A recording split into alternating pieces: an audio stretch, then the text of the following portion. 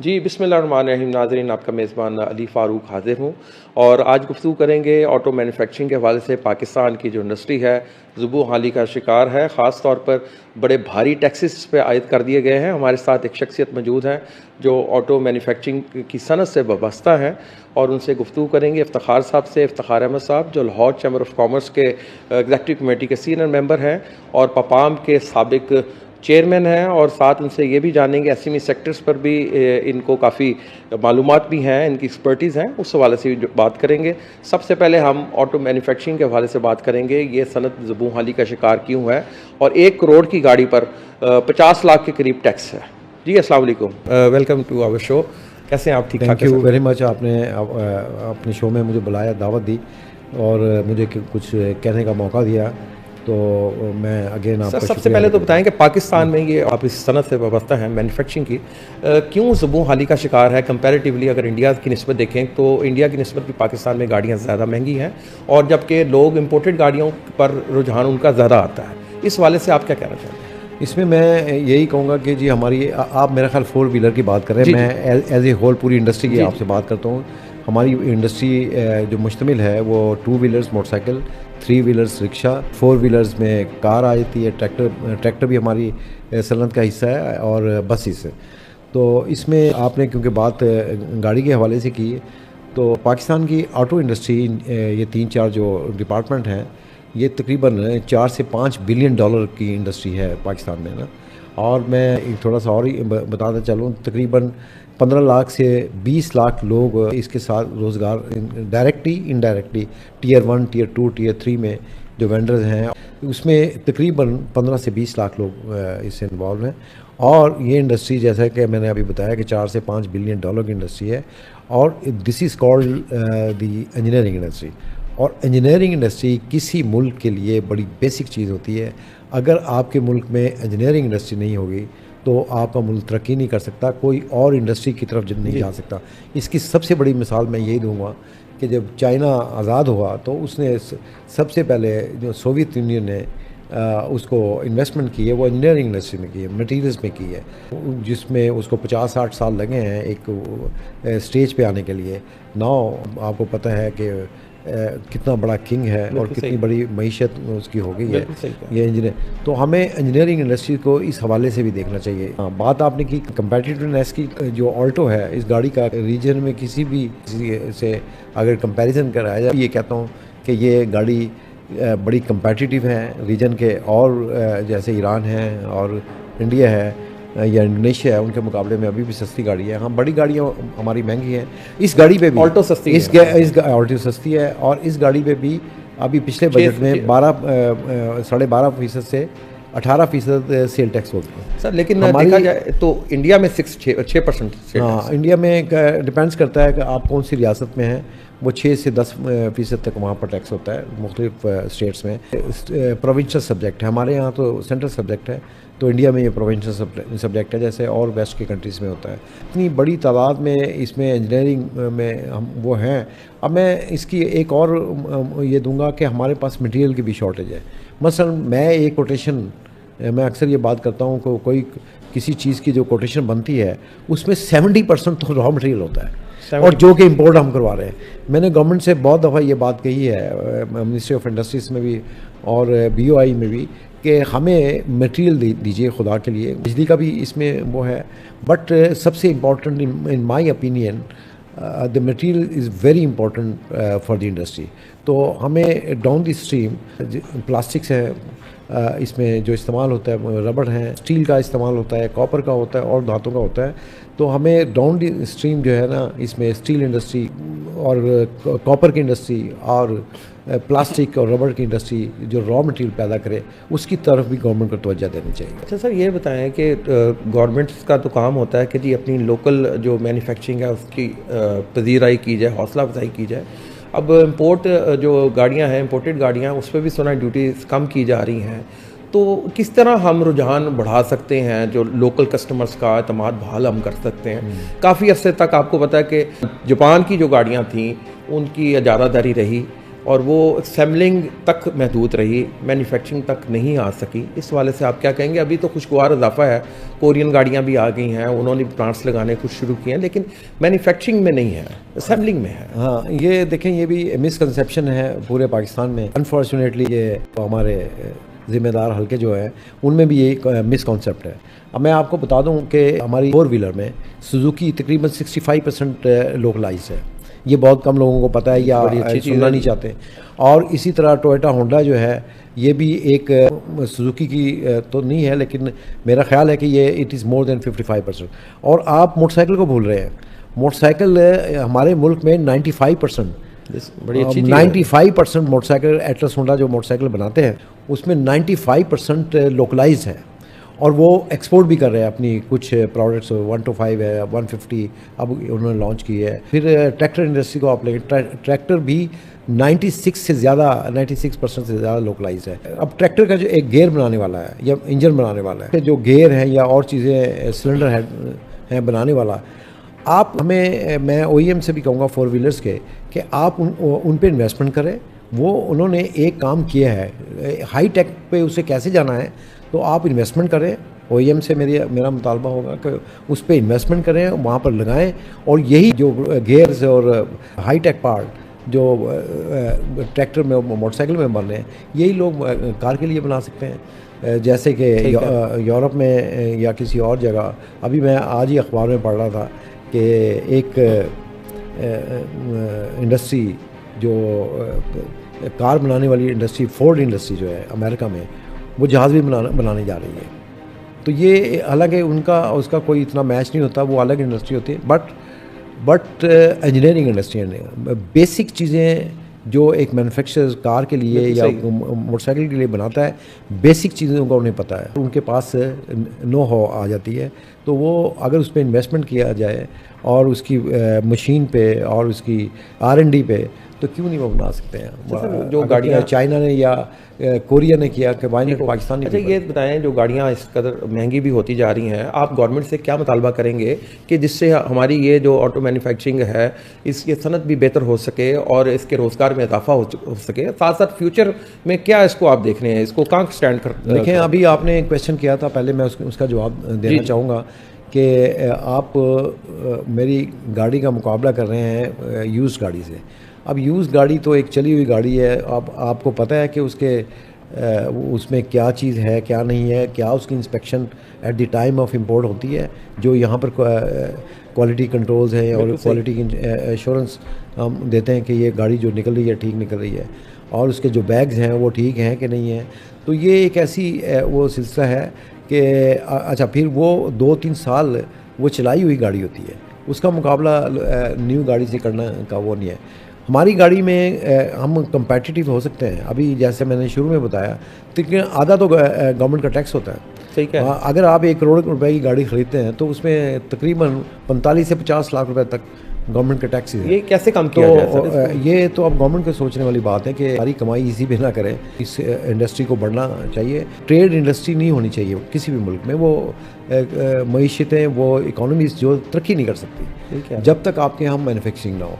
Manufacturing को क्या अब ट्रम्प क्या कर रहा है, अपनी मैन्युफैक्चरिंग को सेफ गार्ड करने के लिए वो उसने कोई WTO को नहीं देखा, कोई किसी और को नहीं देखा, उसने straight away 50%, 25%, whatever he wants, because he wants to protect the local industry, जो कि उनकी गुम हो गई थी।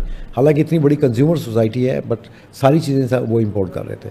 तो ये गवर्नमेंट को, हम ये नहीं कह रहे कि हमें बिल्कुल ही सब्सिडाइज़ किया जाए, लेकिन इंडस्ट्री को प्रोटेक्शन में अप टू सम एक्सटेंट वो करना गवर्नमेंट की जिम्मेदारी होती है। कम से कम 6% तक लेकर आया जाए, ताकि हमारे जो हमसाया मुल्क में भी 6% सेल टैक्स है गाड़ियों के ऊपर। नहीं जी, टोटल ड्यूटी जो है ना, जो वो IMF ने भी जिसका टारगेट दिया है, वो 15% होंगी ड्यूटीज़ ना, तो over the period of 5 years. ठीक है, हम इसके लिए तैयार हैं, 15% आप वो करें। लेकिन ये भी देखें कि दूसरे लोग, जैसे इंडिया में नॉन टैरिफ बैरियर्स हैं, हाँ, एक्सपोर्ट करना मुश्किल काम है, तो पाकिस्तान ऐसा तो नहीं करता। लेकिन ये हमारा गवर्नमेंट का टारगेट होना चाहिए कि हमें इस इंडस्ट्री को फ्लरिश करना है। आप ना एग्जेम्पशन दीजिए, ना कुछ और काम कीजिए। आप जैसे मैंने कहा कि लोकल मटेरियल जो रॉ मटेरियल्स है वो पाकिस्तान में बनने चाहिए, उसकी इंडस्ट्री लगानी चाहिए, एक बात। दूसरा हमारे जो इंडस्ट्री जो है, मैं पपाम हमारी एसोसिएशन है, मैं उसका साबिक चेयरमैन भी रहा हूँ। हमारे 1000 के करीब मैन्युफैक्चरिंग यूनिट हैं। उन 1000 मैन्युफैक्चरिंग यूनिट्स में ज़्यादातर SMEs है। मेरी अपनी एक मिसाल मैं दे सकता हूँ। मैं इंजीनियरिंग करने के बाद मैं इस इंडस्ट्री के साथ वाबस्ता हूँ। मैं जॉब मार्केट में नहीं गया, मैं ओपन बिज़नेस मार्केट में आया हूँ। और इसी तरह और भी हमारे साथी ऐसे ही हैं तकरीबन ना। तो वो पाकिस्तान में SMEs को, अभी मैंने एक इस पर आर्टिकल भी लिखा है, SMEs को समेडा कहता है कि इनफॉर्मल सेक्टर में और फॉर्मल सेक्टर में लाना चाहिए, इनफॉर्मल को फॉर्मल। भाई फॉर्मल सेक्टर का कोई आप रोल मॉडल तो बनाएं कि जो लोग, हम लोग फॉर्मल सेक्टर में हैं, बट हम हैं कितने हो, वी आर जस्ट 6%। और ये 90% टोटल पाकिस्तान की इंडस्ट्री का जो 90% SMEs हैं। और 90% में तकरीबन अगर आप एग्रीकल्चर को निकालें तो 80% जॉब मार्केट SMEs के पास है। तो इतनी बड़ी जॉब मार्केट है, की रीढ़ की हड्डी है। यस, किसी भी मुल्क में जो इकोनॉमी है या मईशत जिसको कहते हैं, उसकी रीढ़ की हड्डी होती है। इनके यहाँ बहुत सारे जॉब्स होते हैं। हमारी 5 मिलियन के करीब SMEs यूनिट्स हैं पाकिस्तान में, और उस 5 मिलियन में तकरीबन 50 लाख लोग उससे वाबस्ता है।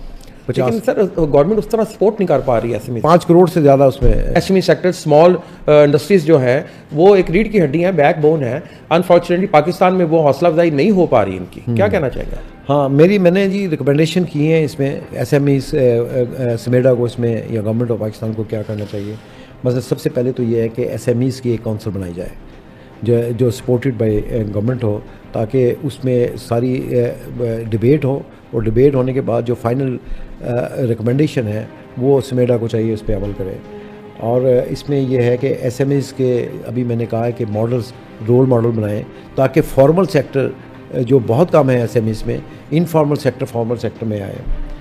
अब ये गवर्नमेंट की जो प्रोक्योरमेंट है, मेरी रिकमेंडेशन है कि 25% प्रोक्योरमेंट जो गवर्नमेंट इदारे वो करते हैं, इंस्टीट्यूट जितने भी प्रोक्योरमेंट होती है, 25% SMEs को वो जानी चाहिए। और बड़ी सनतें जो है, लार्ज एंटरप्रेन्योर्स जो है, लार्ज एंटरप्राइजेज़ हैं, वो ये छोटी सनतों को साथ लेके चलें, और उनकी प्रोक्योरमेंट भी SMEs के ज़रिए होनी चाहिए। गैस एंड बिजली, it should be subsidise as we are looking in China में ऐसे ही हुआ है। और दूसरा ये है कि मेरी एक बड़ी स्ट्रॉन्ग रिकमेंडेशन है कि SMEs के लिए एक बैंक बनाइए। उस बैंक में 4 से 5% तक टैक्स से ज़्यादा नहीं होना चाहिए। तो कुछ लोग तो 2% की भी बात करते हैं, मैं चलो 4% अगर टैक्स में वो दें, और फॉर्मल, इससे इंसेंटिवाइज होगा इनफॉर्मल सेक्टर फॉर्मल सेक्टर में आने के लिए। और समेडा में इंटरमीडिएट ऑफिस बनाया जाए, बैंक और SMEs के दरमियान ब्रिज का काम दे। और सबसे बड़ी बात, पाकिस्तान में हर शहर के नज़दीक कंट्री साइड में SMEs के लिए एक इंडस्ट्रियल स्टेट होनी चाहिए, जो कि नहीं है। अगर आप चाइना में जाएं तो वहाँ 30 साल की शायद लीज पे इंडस्ट्रियल स्टेट बना के दी, मशीनें वहाँ पर रखी, जस्ट प्लग इन, आप वहाँ जाए, प्लग इन करें और अपनी इंडस्ट्री। तो यहाँ तो ज़मीन भी नहीं है। सबसे ज़्यादा आप देखें, इतनी महंगी ज़मीन है लाहौर के इर्द गिर्द, या किसी भी कराची में आप देख लें, वहाँ भी ऐसे ही होगा। तो गवर्नमेंट को एक लीज पे जोन, इंडस्ट्रियल जोन, जो SEZ भी हो सकते हैं, बड़े शहरों के गिर्द ये वो बनाएं। जैसे कि पंजाब में सुंदर इंडस्ट्रियल स्टेट है, कायदे आज़म इंडस्ट्रियल पार्क है, और वहाँ पर सिर्फ ना सिर्फ ये बनाएं बल्कि वहाँ पर इंस्टीट्यूट भी होना चाहिए जहाँ पर वोकेशनल ट्रेनिंग जो है ना, उसके technical training the, technical and vocational training के प्रोग्राम वहाँ पर हो। अच्छा सर, एंड कंक्लूड आप ये करेंगे कि इससे रोजगार में भी इजाफा होगा अगर ये SME सेक्टर पर हुकूमत तवज्जो देती है खास तौर पे। और साथ साथ ये भी मुझे एंड में कंक्लूड हम ये करना चाहेंगे कि गाड़ियों की पाकिस्तान में क्या आया मुस्तकबिल में हम एक्सपोर्टर्स भी बन सकते हैं कि यहाँ से गाड़ियाँ बन करके बाहर जाएँ, और इस वाले से कुछ और कंपनीज भी पाकिस्तान में आना चाहें। आप इंडिया का दौरा कर चुके हैं, तो मुझे बताया गया था कि मर्सिडीज की किसी दौर में यहाँ प्लांट लगने लगा था, तो कुछ ऐसे मामलात बने मियां नवाज शरीफ साहब के दौर में कि वो प्लांट फिर इधर नहीं लग सका, वो इंडिया में चला गया। देखें, ये तो कुछ पॉलिटिकल वो एक्टिविटीज़ होती हैं जिसका मेरे पास तो जवाब नहीं है, तो बट ऑन गोइंग जो प्रोसेस है हमें उसको देखना चाहिए। ऑन गोइंग प्रोसेस ख़ास तौर पर करंट गवर्नमेंट जो है ये बहुत ज़्यादा कोशिशें कर रही है कि यहाँ पर इन्वेस्टमेंट आए, अभी प्राइम मिनिस्टर भी जा रहे हैं चाइना, कोई 300-400 यहाँ से मैन्युफैक्चर को लेकर जा रहे हैं और ज़्यादा उनमें SMEs हैं, वो लेकर जा रहे हैं ताकि B2B वहाँ पर चाइना में मीटिंग हो और चाइना में वो लोग भी यहाँ पर, क्योंकि अभी जो इंडिया पाकिस्तान का एपिसोड हुआ है, ये एस्केलेशन हुई है, उसमें उसके बाद पाकिस्तान की जो दुनिया में इज़्ज़त बढ़ी है और ख़ास तौर पर चाइनीज़ के दिल में, they are looking forward, Chinese people, Chinese manufacture to invest in Pakistan. तो ये बहुत बड़ी अपॉर्चुनिटी होगी जो प्राइम मिनिस्टर के साथ जो लोगों को लेके जा रहे हैं। तो मैं तो उनसे यही कहूँगा कि वहाँ पर बड़े सीरियस एक्टिविटीज़ करनी चाहिए। और आप भी जा रहे हैं चाइना? मैं भी उसमें इंशाल्लाह शामिल हूँ। SMEs के हवाले से फिर ये बात करूँगा, जैसे इंडिया में स्मेरा नाम का एक डिपार्टमेंट है जो कि बैंक उसको देखता है, क्रेडिट रेटिंग करता है SMEs की। तो यहाँ भी इस किस्म के इंटरमीडिएटरीज कायम हो स्मेडा में, और ना सिर्फ ये बल्कि मैं ये कहूँगा कि वो वोकेशनल ट्रेनिंग भी स्मेडा को अगर किसी प्लेटफॉर्म पे कर सके तो SMEs के लिए करे। जब तक SMEs को आप नहीं उठाएंगे तो ये आप दुनिया में तरक्की नहीं कर सकते। और पाकिस्तान में SMEs बहुत बड़ी तादाद में है, जैसे मैंने कहा अभी, आज भी इन बुरे हालात में भी तकरीबन 5 मिलियन के करीब SMEs के इदारे वो यूनिट्स मौजूद हैं। और आप इससे अंदाज़ा लगा लो वो कितनी बड़ी, वो तकरीबन 2.5 से 3 करोड़ लोग जो है ना डायरेक्ट उसमें मुलाजिम हैं। लार्ज एंटरप्राइजेस है उसमें इतने नहीं होते, जो आपके लिए सबब बनता है एम्प्लॉयमेंट का, वो SMEs ही बनता है। तो फहद साहब, एक तो बहुत मेहरबानी। तो उम्मीद करते हैं कि चाइना के दौरे के बाद आप आएंगे तो फिर एक निश्चित आपके साथ करेंगे। और नाज़रीन, जैसा कि इन्होंने बताया है कि पाकिस्तान में टैक्सेस की शरह कम की जाए, मैन्युफैक्चरिंग पर, गाड़ियों पर, बाकी ऑटोमोबाइल पर। इसके साथ साथ जो SME सेक्टर के लिए जो इन्होंने बताया है तजावीज़ दी हैं, बड़ी देर हासिल हैं, जिसमें बैंक बनाने के हवाले से बात की है और इंडस्ट्रियल जोन्स बनाने के हवाले से बात की है, जो कि मुख्तलिफ बड़े शहरों के गिर्द होने चाहिए। SME सेक्टर हमारी बैकबोन है, इस हवाले से हुकूमत तवज्जो देने की अशद ज़रूरत है। और मैं समझता हूँ हुकूमत जो मियाँ मोहम्मद शहबाज शरीफ साहब हैं, वो कोशिश कर रहे हैं कि पाकिस्तान में इन्वेस्टमेंट भी आए, इसलिए कॉस्ट ऑफ डूइंग बिजनेस भी कम किया जाए। नेक्स्ट टाइम इंशाल्लाह दोबारा हाजिर होंगे, तब तक के लिए इजाज़त दीजिएगा। अल्लाह निगहबान। Thank you.